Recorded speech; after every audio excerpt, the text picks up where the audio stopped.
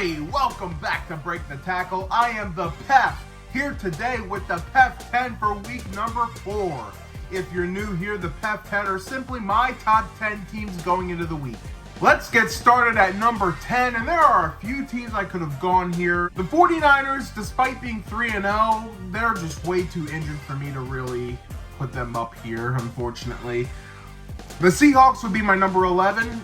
Been really high on them. They've been very impressive, but I went at number 10, the Minnesota Vikings. A little bit of a surprise here, but I thought they were much better than what the Falcons game showed them to be, and boy, did they prove it. I took them to beat the Bengals, but I did not expect to be in that fashion. Carson Wentz right now, I know it's only one game, but he might have to be the starting quarterback moving forward.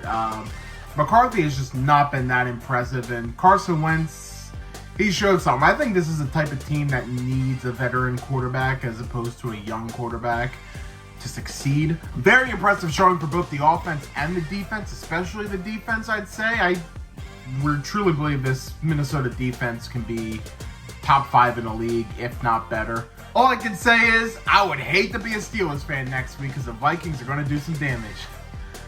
Oh wait, I am a Steelers fan. God damn it. Coming in at number 9, I have the LA Rams, going down a few spots, but I still think this Rams team is really good, but to be up 26-7 and to lose is not great. It really isn't great. I know Stafford took a bit of a shot and people are kind of worried about his back again, and that's been my worry about the Rams.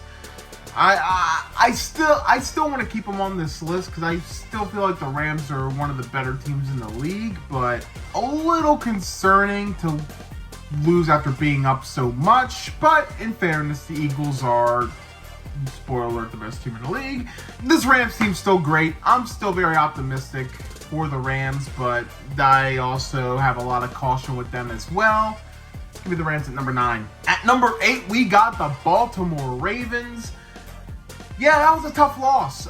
Really tough loss. I mean, Detroit was just straight up the better team that day. It's a little concerning. I'm not throwing my stock out just yet. They're 1-2, yeah, but they were 1-2 last year, and there's a chance they could be 1-3 playing the Chiefs. It's kind of crazy one of those teams will be 1-3, but I'm still high on the Ravens, but I guess we shouldn't be too surprised that they have a slow start to the year, as that's kind of been the theme as of the most recent years, so we'll take a breath. I imagine the defense will improve as the season goes along. And Derrick Henry with those fumbles, it's a little worrying, especially considering bigger situations, but my guess is he'll get that tightened up. I trust Derrick Henry to do so, so give me the Ravens at number 8. At number 7, we got the Indianapolis Colts.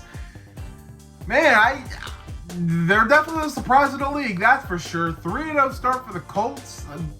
Can anyone remember the last time they were 3-0? It had to have been in the Peyton Manning era at this point, because it's just Danny Dimes, Indiana Jones, whatever you want to call him. He is having a hell of a start to the season. A lot of people thought he was going to get Brian Daboll fired being on the Giants. Now people think he's going to get Brian Daboll fired for not being on the Giants. Funny how it all works out. Shane Steichen right now, I think, is an early favorite for Coach of the Year. He's done a really great job. I mean, I don't know what else to say.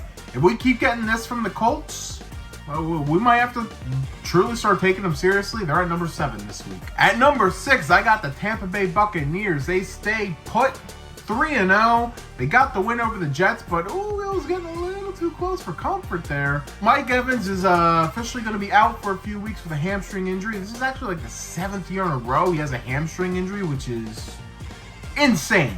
Yeah, considering you're going up against the Eagles next week, don't have Mike Evans, good luck. I mean, it's still a pretty good team, but I'm a little worried about the Mike Evans injury because, I mean, it's Mike Evans. I mean, what else do you want me to say? Still high on the Bucs, but I wouldn't be shocked if they took a little step back over the next week or so.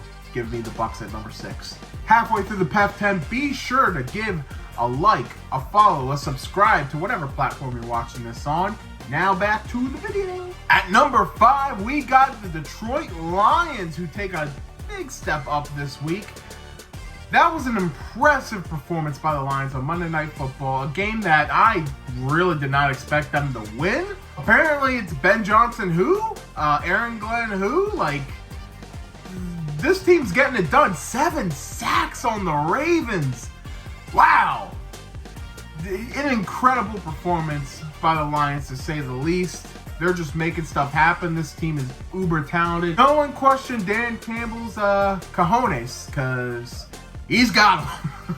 Going for it on 4th and 2 late in the game, and a play action deep pass to Amon-Ra St. Brown. That was beautiful. Jared Goff with an incredible throw. Apparently I heard this, I have to look it up, so forgive me if I'm not accurate, but I heard like Jared Goff is like 11-1 in primetime or something like that. I mean, he's had some pretty good primetime performances. Heck, I mean, you want to think all the way back, a few years back, where him and Mahomes duked it out on Monday Night Football, that classic 54-51 game. I don't know what else to say. Hats off to the Lions. They might not be done yet. Lions at number 5. Coming in at number 4, the previous number 1 are the Green Bay Packers. Ooh, I think if you play that game back 10 times, there's a good chance Packers win all 10 of those, but wow. I don't know what else to say, but every team has one of those games. Maybe it was just one of those games for Green Bay. I mean, the Browns, they have a really good defense, in fairness. The defense for the Packers is not the concern here. It's the offense. Maybe when they go up against good defenses is when maybe you want to take a step back and think, what are they going to do here? But Packers defense is just still phenomenal, and despite the really embarrassing loss, I guess you should say, I wouldn't expect the Packers to be going anywhere anytime soon. They're at number 4. Coming in at number 3, we got the LA Chargers.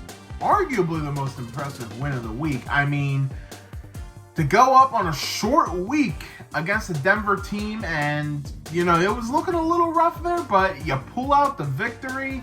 And I think that's a big feather in the cap. Justin Herbert with a great performance late. They get the game-winning field goal. This Chargers team is looking pretty damn good.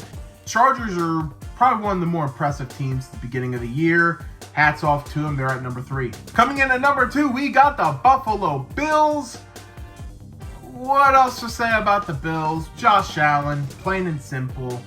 They get the job done on Thursday Night Football, as if there was a doubt. The Dolphins kept it close at times, but there really was no doubt for me that the Bills were going to pull it out, and they did. Bills at number 2.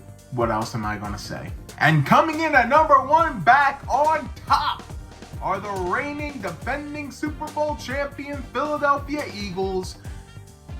What a comeback. Huge comeback. You're down 26-7, and you pull out the victory. You break a lot of the hearts of the bettors who bet plus 3.5 for the Rams. Is, you know, you block the kick and you take it back for a touchdown in the very last play. That's some insane stuff right there. You don't see it happen very often. And, well, we saw like 3 blocked field goals this week in the span of like 5 minutes, but that's neither here nor there. Credit to the Eagles, credit to Jalen Hurts, credit to A.J. Brown, credit to Jordan Davis, that whole squad, man. I mean, it's, even when they're down, they are not out. I give credit to Nick Sirianni as well. I've had doubts of him as a head coach, but it almost seems like he's just proving me wrong week by week. What else is there to say? The Philadelphia Eagles are for real. They were for real. They're still for real. They're going to be for real. They're at number 1. Let's recap the PEF 10 for week number 4. At 10, the Vikings. 9, the Rams. 8, the Ravens. 7, the Colts. 6, the Buccaneers. 5, the Lions. 4, the Packers. 3, the Chargers. 2, the Bills. And 1, the Eagles. Now it's time to hear from all of you. What do you think of the PEF 10 this week? Do you agree? Do you disagree? And who are your top 10 teams going into the week? Share in the comments. Be sure to give this video a thumbs up if you enjoy it. Hit the subscribe button on YouTube, the follow button on Instagram, and the follow button on TikTok to stay tuned to all of Break the Tackle videos. Thanks again for watching Break the Tackle. We love football. We talk football.